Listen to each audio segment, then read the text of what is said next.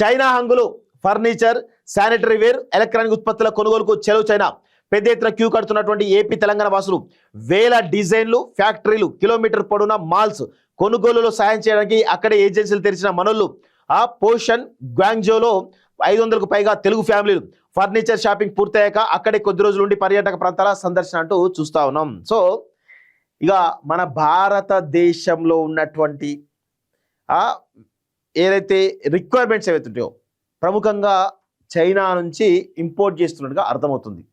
అది ఫర్నిచర్ కావచ్చు, శానిటరీ కావచ్చు, లేకపోతే రకరకాల ప్రయత్నాలు ఏవైతే ఉన్నాయో వాటన్నింటినీ కూడా ఈరోజు పెద్ద ఎత్తున చైనా నుంచి తెప్పించుకున్నట్టుగా అర్థమవుతుంది. మీరు ఏ వెంచర్ అని తీసుకోండి, ఏ ఆర్ఎస్ఎస్ వ్యక్తి ఇల్లనే తీసుకోండి, ఏ బీజేపీ వ్యక్తి ఇల్లనే తీసుకోండి.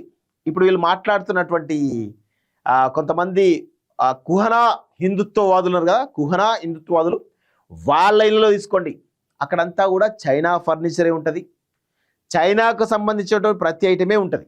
వాళ్ళు వాడే ఫోన్ చైనా, వాళ్ళు యూజ్ చేసేటువంటి ఇయర్ ఏవైతే ఇవి ఉంటాయో మైక్స్ అవి చైనాయే.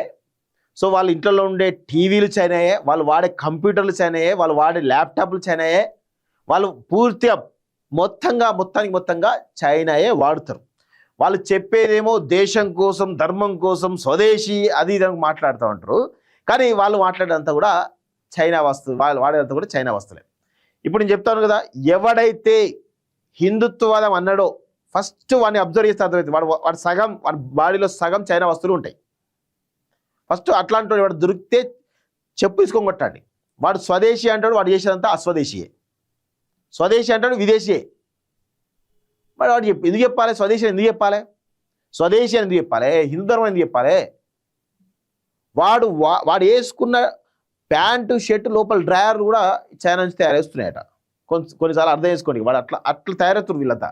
సో ఇప్పుడు చూడండి, ఇల్లు అంటే గోడలు పైకప్పే కాదు, ఫర్నిచర్, ఇంటీరియర్స్ కూడా. ముచ్చటపడి కట్టుకున్నటువంటి పొదరింటిని మరింత అందంగా మార్చేది అవే. అయితే ఇన్నాళ్ళు ఆ ఫర్నిచర్, ఇంటీరియర్ షాపింగ్ ఇక్కడే చేసిన తెలుగు ప్రజలు ఇప్పుడు ట్రెండ్ మార్చారు. ఇల్లు ఇక్కడ కడదాం, సామాన్లు చైనాలో కొందాం, ఇల్లు ఇక్కడ కడదాం, సామాన్లు చైనాలో కొందాం అంటూ డ్రాగన్ దేశంలో షాపింగ్కు క్యూ కడుతున్నారు. ఒకప్పుడు చైనా వస్తువులు అంటే చౌకబారు అనే ముద్ర ఉండేది. కానీ చైనీయులు నాణ్యతలోను, డిజైన్లలోను అంతర్జాతీయ ప్రమాణాలతో పోటీ పడుతుండడంతో తెలంగాణ, ఆంధ్రప్రదేశ్ రాష్ట్రాల నుంచి ఆ దేశానికి ఫర్నిచర్ కొనుగోలు వెళ్లే వారి సంఖ్య రోజు రోజుకి పెరుగుతోంది. సో 100కు 100% ఈ మన ప్రతి ఒక్కరి ఇంట్లో ఉండేటువంటి ఏదైతే ఇంటీరియర్ సంబంధించినటువంటి ప్రతి ఒక్క ఐటెం కూడా చైనా నుంచి మనం దిగుమతి చేసుకుంటున్నాం. ఇది అందరూ గమనించాలి. మనం స్వదేశీ అన్న వాళ్ళందరూ కూడా ప్రతి ఒక్కడు కూడా చైనా నుంచి ఇంపోర్ట్ చేసుకున్నాడు. ఇది గుర్తుపెట్టుకోండి. ఇది నేను ఆధారాలతో సహా ఇస్తాను, ప్రతి ఒక్కరు కూడా.